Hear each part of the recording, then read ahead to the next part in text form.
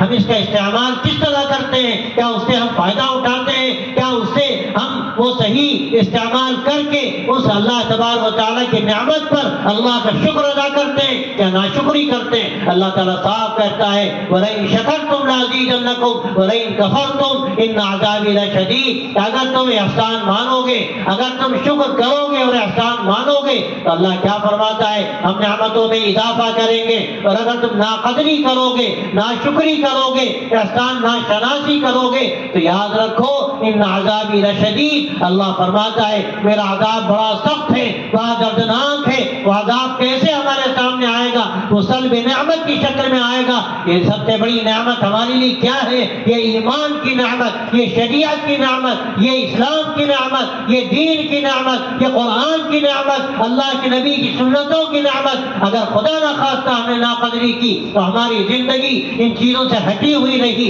شریعت سے ہٹی ہوئی رہی، اور سنتوں کا اہتمام ہم نے نہ کیا، اور ان طاقتوں کی ہم نے اور ان نعمتوں کی ہم نے ناقدری کی تو اللہ کہتا ہے کہ نعمتیں ہم چھین لیں گے۔ کہ آج آپ دیکھیے پورے ملک میں کیا ہو رہا ہے، کس طرح اقتدار کے واقعات ہمارے سامنے آ رہے ہیں۔ ہماری نوجوان بچیاں اور ہماری نوجوان بچے جن کو بے دریغ کالجوں میں بھیج دیا جاتا ہے، اور افسوس کی بات یہ ہے کہ بچیوں کو ہاسٹل میں ڈال دیا جاتا ہے تعلیم کے نام پر، ان کو آگے بڑھانے کے نام پر، دولت کی لالچ میں تو کہتا ہوں دولت کی لالچ میں اور عہدوں کی لالچ میں ان کے ایمان کا سودا کیا جاتا ہے۔ اور میں جانتا ہوں بڑی بڑی یونیورسٹیوں کو اور بڑے بڑے کالجوں کو جہاں نوجوان بچے اور بچیاں پڑھتے ہیں، اور وہاں ہاسٹل میں اور بعض ایسے گھروں میں جہاں کو ڈال دیا جاتا ہے، ان کی رہائش کا انتظام کر دیا جاتا ہے، اور پھر یہ خیال نہیں ہوتا کہ وہ کس رخ کی طرف جا رہے ہیں، ان کے ساتھ کیا کچھ ہونے جا رہا ہے۔ اس کا نتیجہ آج ہمارے سامنے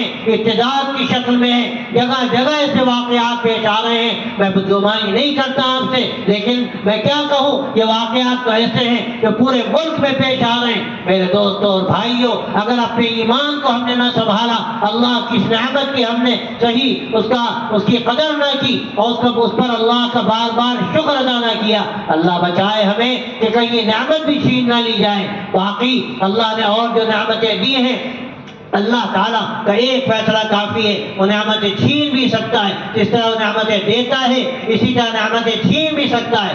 اس لیے میرے دوستوں اور بھائیوں، اس نعمت کی قدر کرنے کی ضرورت ہے جو اسلام کی نعمت ہے۔ آج ہم نے ہر چیز کو رسم بنا لیا، ہم بہت ساری چیزیں کرتے ہیں، بعض مرتبہ اسلام کے نام پر کرتے ہیں، ایک غلط طریقے اختیار کرتے ہیں اور اس میں رسمیت پیدا کرتے ہیں۔ میرے دوستوں اور بھائیوں، اللہ تبارک و تعالیٰ نے ہمیں جو دین عطا فرمایا ہے یہ ایک امانت ہے، ہم یہاں سے یہ طے کر کے جائیں، ہمیں پورے دین پر عمل کرنا ہے، اپنی زندگی کو ایسا ہمیں اختیار کرنا ہے، ایسی زندگی بنانی ہے جو ہمارے لیے ایک نمونے کی زندگی ہو۔ وَلَكُمْ فِي رَسُولِ اللَّهِ أُسْوَةٌ حَسَنَةٌ، تمہارے لیے اللہ کے رسول صلی اللہ علیہ وسلم کی ذات میں بہترین نمونہ موجود ہے۔